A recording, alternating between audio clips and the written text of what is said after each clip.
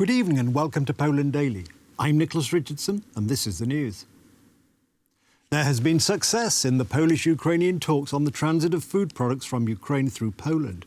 Transportation will be covered by the SENT system with GPS seals and escorts.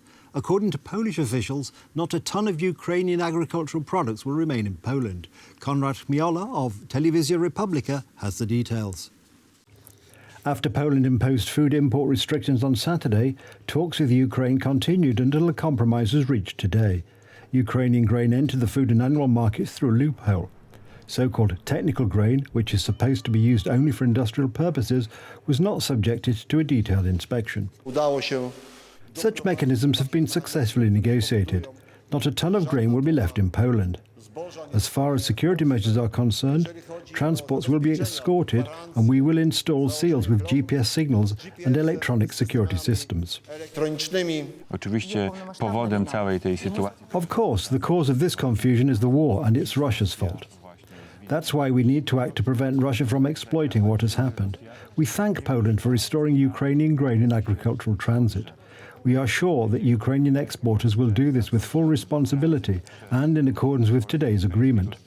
According to the original plans, Ukrainian agricultural products were to transit Poland and reach African countries in sealed and locked rail and truck vehicles, thoroughly inspected by Polish authorities. However, Ukrainian grain ended up on the Polish market because importers abandoned transit on the Polish side due to a legal loophole. In addition, there was the declaration of the goods as technical grain, which is not subject to inspection. The World Food Exchanges in France and Chicago have recorded price declines because there is a surplus of grain in Europe. This is due to more Ukrainian grain, but we can't accuse farmers of greed because we all work hard and pay taxes. So we have to look for solutions that help the farmers and don't destroy the industry. The government has proposed a protective shield for farmers, that is, the universal purchase of grain at a minimum price of 1,400 zloty per tonne, subsidies for fertilizers and a ban on the import of products from Ukraine. There will be a 1,400 zloty subsidy for wheat.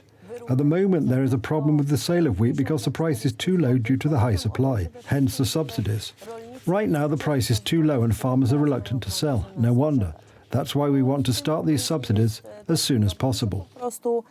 The gradual inflow of agricultural products from Ukraine has been continuing since the 4th of June last year. At that time, Brussels approved duty-free trade. The European Commission is contemplating extending the agreement for a further 12 months. So far, 3 countries of the European Union have imposed a temporary ban on the import of Ukrainian agricultural products. Besides Poland, they are Hungary and Slovakia. Bulgaria is also considering such an arrangement. Brussels is pushing for the ban to be lifted. It cites the Lisbon Treaty and a provision of the Common Commercial Policy. On the 17th of April 2023, Russia again blocked inspections of ships in Turkish territorial waters heading through the grain corridor. According to the United Nations, there are at least 35 such vessels waiting at anchor off Istanbul. The Russian side at the Joint Coordination Center, or JCC, in Istanbul has unilaterally suspended the registration of ships submitted by Ukrainian ports to form an inspection plan. Instead, the Russians formed their own inspection plan, selecting ships from the queue at their discretion, which is entirely contrary to the terms of the initiative and unacceptable to Ukraine. As a result, no inspection plan has been drawn up for the second time in the 9 months of the grain initiative's operation, and no ship has been inspected. The ministry emphasised that this puts the functioning of the grain initiative at risk. Since November 2022, the Russians have been sabotaging and delaying inspections for various reasons. This has already reduced the volume of Ukrainian agricultural exports to world markets by 15 to 18 million tonnes. The Ukrainian Ministry of Communities, Territories and Infrastructure believes that Russians are trying to establish control over the number of loaded ships and the direction of the JCC's work, which violates international norms and provisions of the grain initiative, thus weaponizing food deliveries to the world. United States Secretary of State Antony Blinken said Russia is breaking its promises to countries around the world that are dependent on grain that has not been able to get out of Ukraine over the last few days. Israelis stood still across the country on Tuesday as a siren wailed to mark the annual Holocaust Remembrance Day. The siren sounded for 2 minutes, bringing the nation to a halt at 10 a.m. local time to honour the millions of Jews murdered by the Germans during the Second World War. Israeli Prime Minister Benjamin Netanyahu and President Isaac Herzog attended a wreath-laying ceremony at the Yad Vashem Holocaust Memorial Museum in Jerusalem. In the former German concentration camp, Auschwitz-Birkenau, the International March of the Living took place, gathering about 10,000 Poles, Jews and people from 22 countries. Polish and Italian presidents Andrzej Duda and Sergio Mattarella were among the participants who paid tributes to all victims of the Holocaust. The 35th March of the Living takes place on the eve of the 80th anniversary of the Warsaw Ghetto Uprising. This year, organisers wish to emphasise Jewish heroism during World War II. Work sets you free. I survived, not because I'm special, not because I'm a genius. I survived because I had a brother called Yaakov. I know it is inevitable, and a time will come where there will be no survivors, and that's why all the more I'm making the effort to be here while I can. This year, on Holocaust Remembrance Day, we salute Jewish heroism in the Holocaust and the miracle of the human spirit, as we commemorate 80 years since the courageous Warsaw Ghetto Uprising. Today, we were privileged to be joined by 42 Holocaust survivors from around the world who marched with us.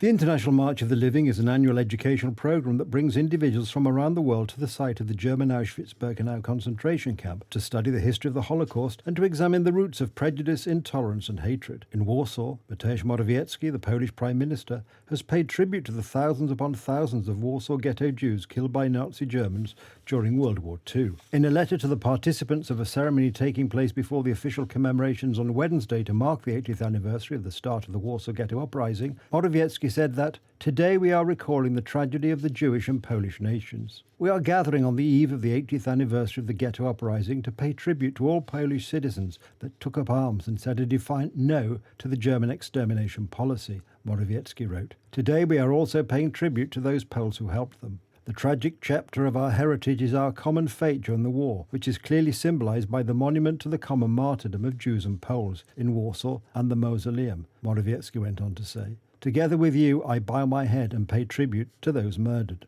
Polish police have begun the largest anti-terrorist exercise of their history, organised by the National Police Headquarters in cooperation with the FBI. Minister of Interior and Administration Mariusz Kamiński gave more details today.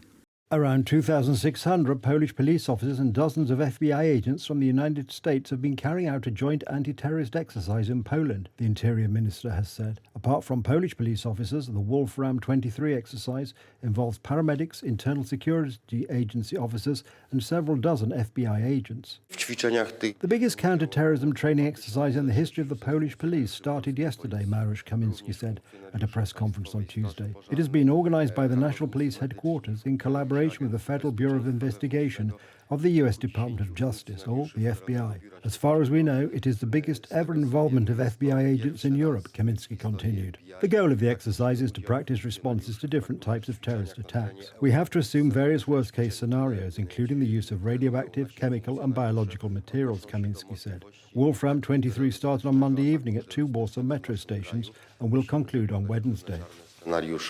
Poland's Vistula-Spit Canal has become the scene for the Polish Army's counteroffensive exercise, simulating a takeover of the strategic area located right off the coast of Russia's enclave of Kaliningrad. Air, ground and sea forces trained together on a strategy to liberate the canal and surrounding bridges located a few miles away from Russia's enclave of Kaliningrad. United States Army personnel and vehicles also took part in the exercise.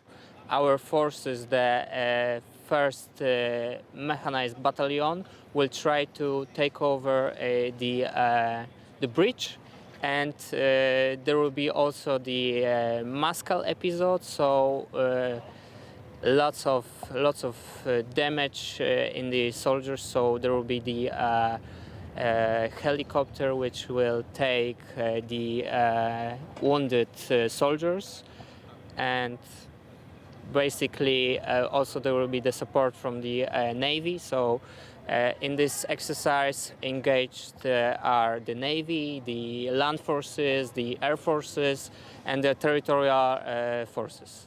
You see this canal was built at about few months ago. So, and from this side of Poland, you can just go directly to Russia. So this is training which is very important because we are trying to deter the possible Russian aggression from there, from this part of Poland. So this bridge is the vital bridge, because this is the only one in the neighborhood which can go to the other side of land. Inaugurated in 2022, the Vistula Split Canal, located in Skowronki, allows ships to cross the Bay of Gdansk and reach the Baltic Sea from Elbląg, avoiding Russian waters.